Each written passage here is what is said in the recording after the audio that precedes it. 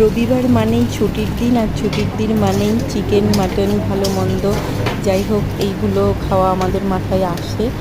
তো আজকে সেই ভাবনাটাকে মাথা থেকে ঝেড়ে ফেলে দিয়ে দেখো সকাল সকাল চলে এলাম রান্নাঘরে।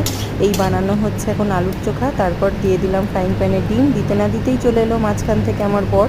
ওর আবার এই অমলেট ভাজাভুজি করতে খুব ভালো লাগে, তো আমাকে বললো তুমি সরে যাও, আমি এখন ডিমটা ভাজবো। তো এখন ডিম ভাজতে ব্যস্ত, মাঝখানে আমার আবার মেয়ে চলে এসে বলছে যে কোলে নাও কোলে নাও। তো এই যে ডিম ভাজা হচ্ছে, এরপর আমরা আজকে এই জিভে জল আনা মেনু দিয়ে আমাদের খাবার খাবো। তো এই যে সাদা ভাত, ডিম ভাজা, কুমড়ো ভাজা, মসুর ডাল, লেবু লঙ্কা আর আলুর চোখা। তো তোমাদের কার কার ভালো লাগে এই সিম্পল অথচ জিভে জল আনা এই খাবার খেতে, অবশ্যই আমাকে কমেন্টে জানিও। আজকের মতো টাটা।